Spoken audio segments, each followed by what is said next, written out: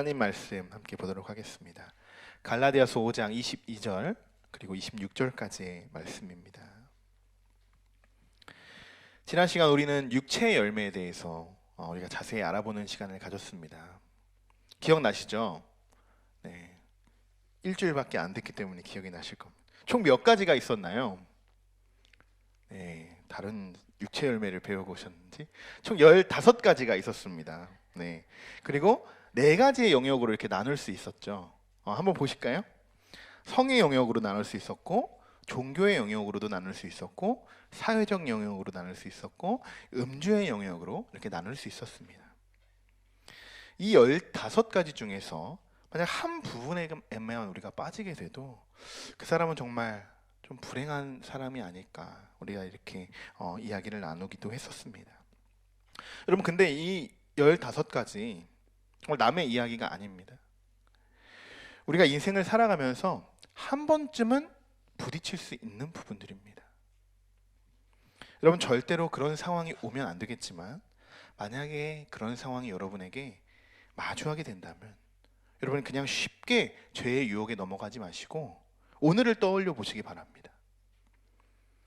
갈라디아서 말씀을 들었던 그때의 기억을 다시 한번 떠올리시면서, 그리고 집에 돌아와서 다시 그 말씀을 한번 펴보서 갈라디아서 5장의 말씀을 한번 다시 쭉 읽어보시기 바랍니다.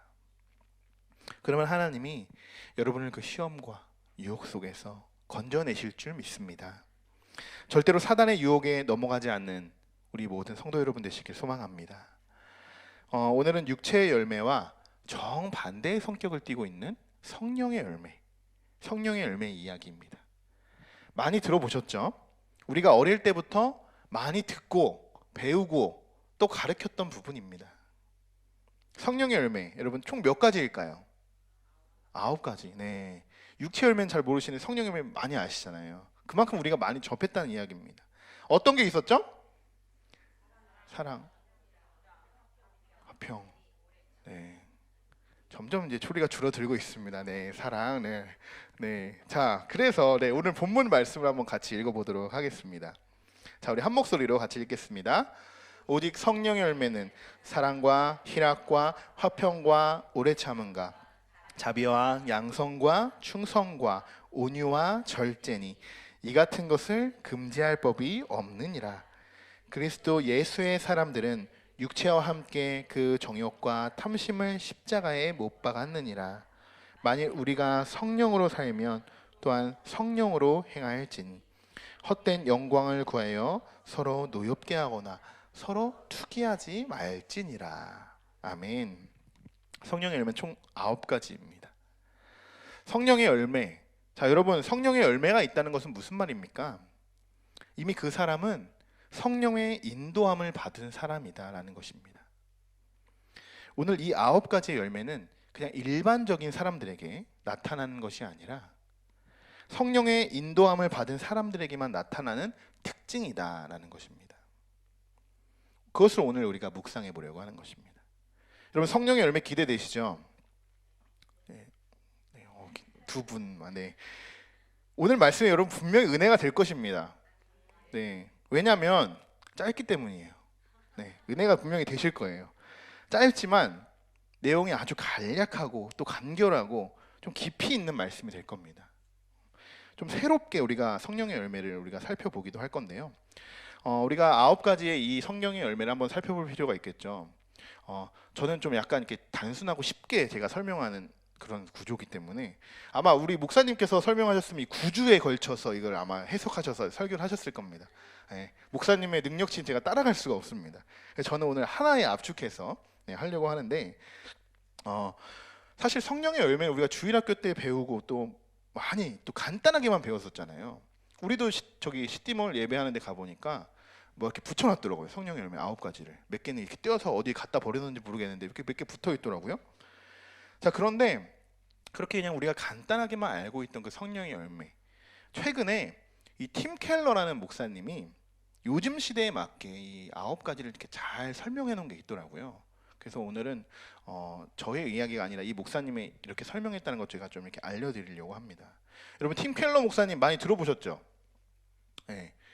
잘 모르신다 생각하실 분이 있는데 우리가 11월 12일 날도 우리가 세미나가 하나 있어요. 거기 목사님 세미나도 그 목사님의 그 책의 내용으로 우리가 도시복음 선교라는 그 세미나를 하는 거거든요. 훌륭하신 도시복음의 활성화되신 목사님이십니다. 자, 그 목사님은 자, 이렇게 정리를 했습니다. 사랑에 대해서 우리가 사랑하면은 뭐라고 합니까? 대부분 그냥 무조건적인 아가페 사랑 이렇게만 하고 끝나버리잖아요. 그런데 이렇게 한번 표현했어요. 같이 한번 읽어볼까요? 남을 섬기되 자신에게 돌아올 이득 때문이 아니라 상대의 고유한 가치와 유익을 위해 섬기는 것. 네, 아주 잘 풀어놓으셨죠. 네, 쏙쏙 이해가 되는 듯한 느낌이에요. 그러나 옆에 있는 것처럼 사랑 밑에 있는 것처럼 분명히 아가페 사랑이다라는 것은 우리가 딱 염두에 주셔야 됩니다. 자, 희락, 다른 말로는 기쁨이라고 표현합니다. 한번 읽어볼까요? 하나님을 기뻐하되 순전히 그분 자신의 아름다움과 가치로 인해 기뻐하는 마음. 네. 자, 화평이라는 말 우리가 잘 쓰진 않잖아요. 그래서 평온, 평화 이렇게 우리가 표현할 수 있습니다. 자, 한번 읽어보겠습니다. 자신을 의지하지 않고 하나님의 지혜와 주관하심에 의지하여 당당하다는 뜻. 네. 자, 그 다음 양선이죠. 오래 참음. 네, 오래 참음 읽어보겠습니다. 폭발하거나 싸우지 않고 공경에 직면하는 능력. 네, 이것을 인내라고도 합니다. 네. 자, 자비, 친절함 한번 읽어보겠습니다. 자신의 약한 모습 보이면서까지 남을 실제로 섬기는 능력. 네, 친절함이라고도 표현합니다. 자, 그리고 양선, 선함이라는 말이죠. 다시 한번 읽어보겠습니다. 진실하다, 사기꾼이나 위선자가 아니라 어떤 상황에서나 한결같은 사람. 네, 아주 쉽게 설명합니다. 자, 그 다음 충성, 믿음에 대한 것이죠. 읽어보겠습니다. 성실하고 충직하고 용감하다. 네. 자, 온유, 온화, 부드러움. 자, 온유는 곧 겸손이다. 네. 그리고 마지막 절제입니다. 제어. 자, 읽어보겠습니다. 급한 일보다 중요한 일에 매진하는 능력이다. 네. 이렇게 잘 설명해주고 있습니다. 여러분, 지금 이 9가지 중에서 몇 가지 정도의 열매를 가지고 있으신가요? 완벽하지 않아도 좋습니다. 9가지가 다 두드러질 수는 없어요. 예수님 빼고는 두드러질 수가 없습니다. 그럼 반대로 여러분이 맺고 싶은 열매는 뭐가 있나요? 9가지 우리 다 기억하시잖아요. 전 다 배우고 싶기도 하고 맺고 싶은 열매가 많습니다. 저를 시킬 것 같은 느낌이 들어서 그런지 다 고개를 숙이고 다른 데를 보고 계십니다. 네. 그러나 2부 예배 때 할 수 없는 이 교제와 나눔, 수요 예배 때는 가능합니다. 나는 이런 열매가 맺고 싶다 하시는 분 혹시 있으세요? 네, 저는 우리 성도님들이 말할 수 있는 이렇게 열매를 맺었으면 좋겠습니다. 네, 자신 있게. 여러분 다 있으실 거예요. 여러분이 맺고 싶은 열매들도 있으실 거고 많이 갖고 있는 그런 열매들도 분명히 있으실 겁니다. 여러분, 근데 사실 오늘 말씀의 중요한 부분은요, 성령의 열매가 아닙니다. 성령의 열매라고 하는데 성령의 열매가 아닙니다. 이게 뭐지? 뭐라고 하는 거지? 이렇게 생각할 수 있어요. 자, 그런데 성령의 열매 그 자체가 중요하지 않다라고 이야기하는 것은 아니고요. 분명히 중요한 부분이지만 우리가 더 중요하게 봐야 할 부분이 있다는 겁니다. 뭐냐면 바울은 왜 갈라디아 교인들과 지금 율법주의자들에게 이 9가지 성령의 열매를 이야기했을까? 이것입니다. 그냥 9가지 이 성령의 열매만 딱 보는 것이 아니라 왜 바울이 지금 이 갈라디아서의 이 중간의 말씀에 이 성령의 열매를 왜 끼워서 넣었느냐, 이것을 우리가 알 필요가 있다는 거죠. 여러분, 그렇지 않나요? 매번 우리가 갈라디아서의 이 성령의 열매라고 하면 갈라디아서 말씀만 딱 펴가지고 이 말씀만 딱 뽑아가지고 설교하고 또 아이들도 가르치고 그렇게 했습니다. 말씀의 이 앞뒤 문맥의 내용이 어떤 건지도 모릅니다. 그냥 그 성령의 열매가 그냥 좋아서 우리가 사용하기도 편해서 그냥 부르기도 너무 이쁜 말들이라 그것들을 우리가 사용했던 것이에요. 여러분, 갈라디아서라는 성경이 어떤 말씀이죠? 네, 우리 1장부터 다시 해야 될 것 같은데 율법주의자들이 지금 율법주의자들로부터 갈라디아 교인들이 지금 노출되어 있어요. 거짓 복음들이 그들에게 증거되고 있고 할례를 강요당하고 있고 그래서 1장에 그렇게 이야기했죠. 바울이 대부분 편지를 작성할 때는 안부 인사를 씁니다. 서로는 안부 인사를 쓰는데 이 갈라디아에서만 유일하게 바울 서신 중에 이 갈라디아에서만 안부가 없습니다. 그냥 바로 본론으로 들어가요. 그렇게 지금 바울이 급하게 지금 편지를 썼다라고 이렇게 이야기할 수 있습니다. 이런 갈라디아 교인들에게 쓴 편지인데 바울은 율법자들을 경계하고 거짓 복음을 믿지 말며 또 할례를 하지 말라라고 이렇게 강력하게 쓰는 이야기입니다. 바울이 쓴 이 편지 이제 가겠죠. 갈라디아 교인에게 날아갑니다. 그런데 분명히 유대주의자들도 율법주의자들도 바울이 쓴 이 편지를 똑같이 읽어볼 겁니다. 왜? 바울은 그들에게도 경계 대상이기 때문이죠. 율법주의자들이 여러분 이 편지 지금 이 성령의 열매를 딱 읽고 분명히 뺏어서 읽었든 뭐 어쨌든 읽었을 거예요. 왜냐하면 그 안에서도 바울만 따르던 사람들이 있는 것이 아니라 율법주의자 따르는 사람들 분명히 있었거든요. 자, 그러면 그들이 그 편지를 읽고 뭐라고 했을까요? 아, 그렇구나. 아, 이 성령의 열매가 그렇구나. 이랬을까요? 그렇지 않았을 거예요. 바울에게 이렇게 얘기했을 거예요. 자, 거봐라. 너도 결국 그리스도인으로 살아가기 위해서 율법을 지켜야 된다고 말하는 게 아니냐. 지금 당신이 말하는 이 9가지 결국에 율법이 아니냐. 분명히 이렇게 반박했을지 모릅니다. 여러분들 어떻게 생각하시나요? 지금 이 9가지의 열매가 율법이다라고 생각하시는 분 있으신가요? 바울은 23절에서 이렇게 이야기합니다. 이 같은 것을 금지할 법이 없느니라. 자, 이 말씀을 헬라어 원문으로 그대로 직역을 한번 해봤습니다. 그러니까 이런 해석이 나오더라고요. 한번 같이 읽어볼까요? 율법은 그러한 것들을 반대하지 않는다. 네, 이것이 정확한 해석입니다. 원문 그대로 직역을 한 해석입니다. 자, 그러면 바울은 선행, 이 성령의 열매를 반대하거나 금지하는 그런 율법은 없지 않냐, 이렇게 주장을 하고 있는 것입니다. 마치 이미 바울은 이 편지가 그들에게 갔을 때 율법주의자들이 이렇게 생각할 것이라고 생각해서 이미 지금 대화하는 것처럼 지금 말씀이 쓰여져 있다는 겁니다. 그것까지 예상했다는 거죠. 바로 성령의 열매가 율법주의라고 해석하는 그 유대주의자들에게 성령과 율법은 분명히 다른 영역이다, 이것을 보여주고 있는 것입니다. 조금 어려울 수도 있는데요. 한번 예를 들어보겠습니다. 내 이웃을 내 몸과 같이 사랑하라. 토라에 나오는 말씀이에요. 그들 표현으로 하면 토라. 자, 이 말씀 여러분 율법인가요? 사랑의 열매인가요? 사랑의 열매. 좀 헷갈리는 부분일 수도 있어요. 왜냐하면 율법주의자들이 그게 사랑의 열매야? 라고 하면 한번 우리가 뜨끔한 그런 부분이 될 수 있거든요. 이렇게 생각하면 굉장히 단순하고 간단해집니다. 정말 이웃을 사랑하기 위해서 필요한 게 뭐죠? 사랑의 열매가 정말 필요하겠죠. 사랑의 열매는 성령의 인도함을 받아야지만 진심으로 이웃을 사랑할 수 있게 됩니다. 다시 정리를 해보면 성령의 영역 안에 사는 사람들은 율법의 지배를 받지 않습니다. 하나님이 하시는 일에 율법이 감히 간섭할 수 없기 때문이죠. 성령의 열매는 성령의 능력에서 나는 것이지 율법에 의해서 그 능력이 나타나지는 않는다는 것입니다. 자, 또 하나, 성령의 열매는 여러분 구원의 조건일까요? 아닐까요? 성령의 열매가 여러분 구원의 조건일까요? 구원이 조건이 될까요? 안 될까요? 그렇죠, 아니죠. 그것은 구원의 조건은 아닙니다. 성령의 열매는 그냥 구원의 결과입니다. 구원받은 자들의 결과로 나타나는 것이죠. 구원받은 자들에서 나타나는 특징이 성령의 열매라는 것입니다.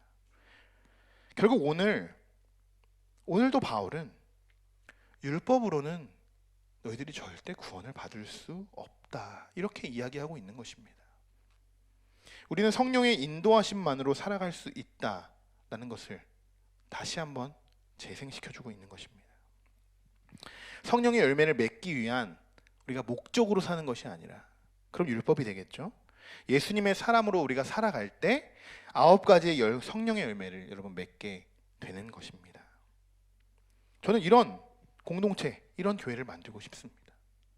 이런 교회가 이 세상, 지금 이 땅에서 이루어지고 있어야 된다고 생각합니다. 완벽할 수 없겠죠. 사역자들도 완벽할 수 없고 목회자들도 완벽할 수 없지만 우리가 이런 마음가짐으로 하나님 앞으로 나아간다는 것, 여러분 그것이 축복이 아닐까요? 그러나 결코 쉽지는 않습니다. 성령의 열매, 말은 굉장히 쉽죠. 그러나 결코 쉽지는 않습니다. 왜냐? 변화되기 때문입니다. 변화되어야 되기 때문입니다. 어떻게 변화되어야 될까요? 우리가 이 특징들을 우리가 나타내려면 어떻게 변화되어야 될까요? 24절의 말씀입니다. 바울은 이렇게 설명합니다. 함께 읽어보겠습니다. 그리스도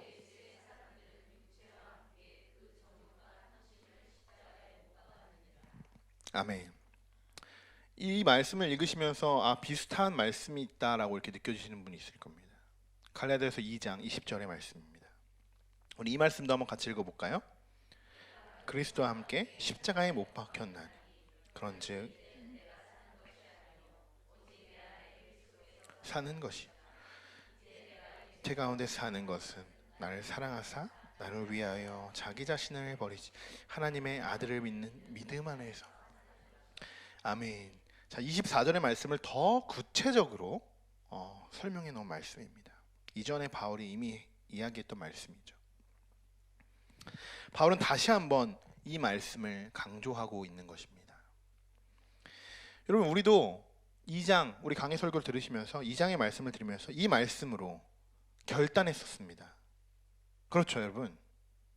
언젠지, 네, 결단 분명히 했었습니다. 네.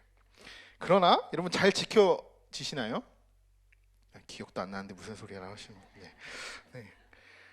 예수님이 우리가 여러분이 예수님과 함께 지금 십자가에 내가 못 박혀 줬습니다. 이제 육체 가운데 사는 것이 아니라 막 이렇게 고백을 했습니다. 그렇게 고백했는데 지금 우리들의 모습이 정말 그렇게 변화되었냐라는 것입니다.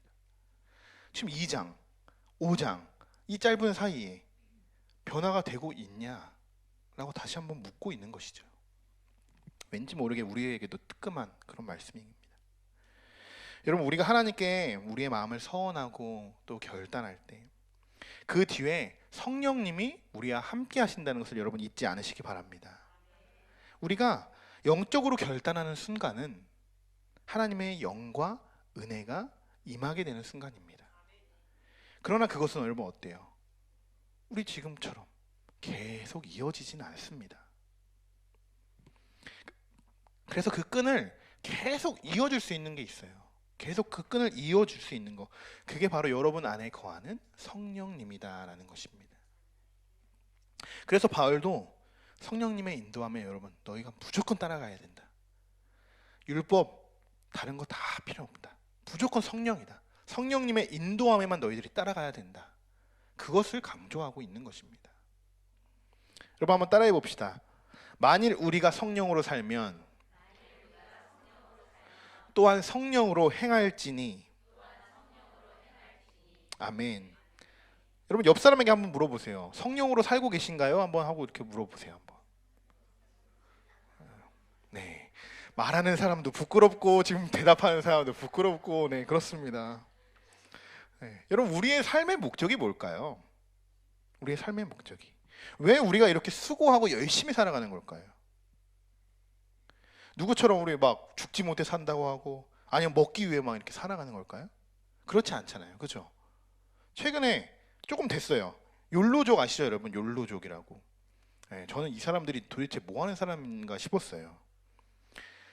욜로, 이게 약자예요. 네.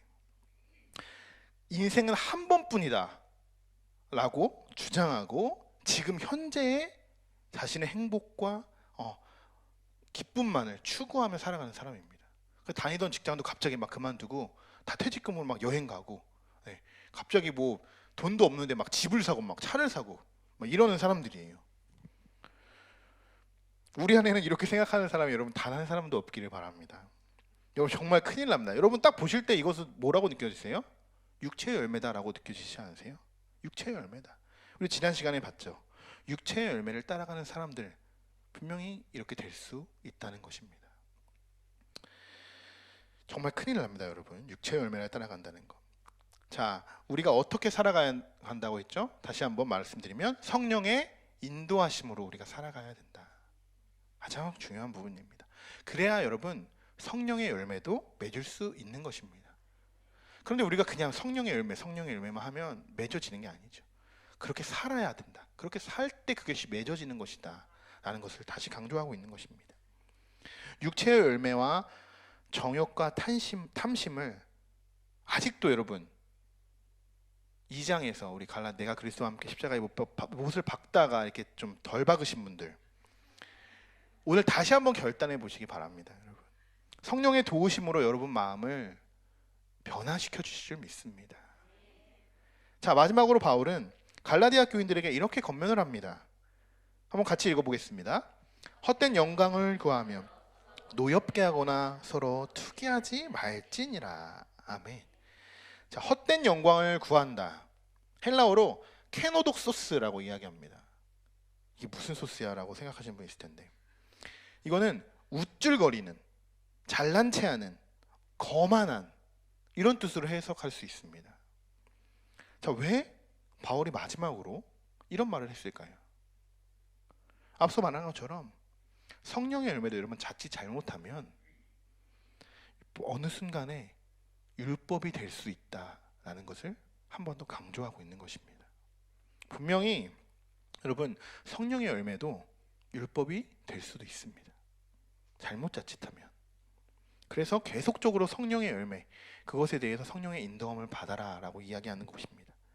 기독교는 경쟁하는 구도가 아닌 서로가 서로를 섬겨야 하는 대상이라는 것을 확인시켜주고 있는 것입니다.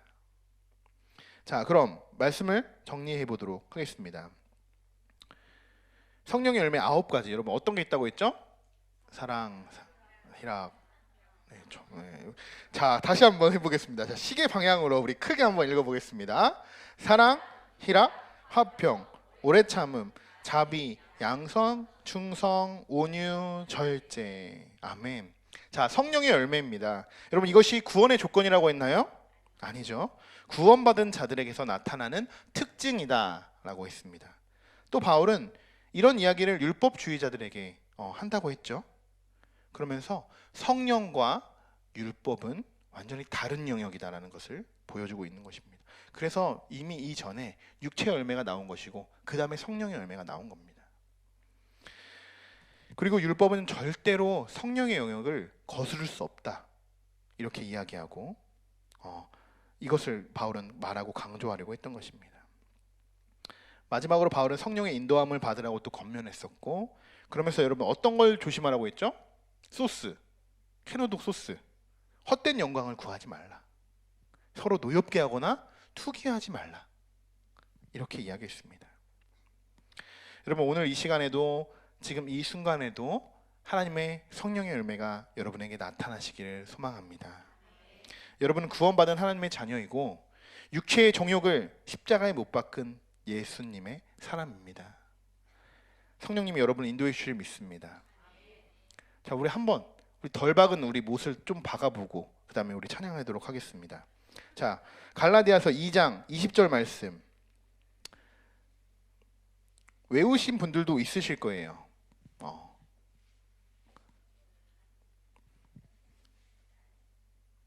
위에 있어요, PPT. 네. 자, 우리 이 말씀을 우리가 보면서 이번에는 천천히 한번 읽어볼 거예요. 천천히. 그러면서 이 말씀에 어떤 말씀인지 한번 묵상하면서 아주 천천히 읽어보고 우리 찬양하겠습니다. 함께 읽겠습니다. 내가 그리스도와 함께 십자가에 못 박혔나니 그런즉 이제는 내가 사는 것이 아니요 오직 내 안에 그리스도께서 사시는 것이라.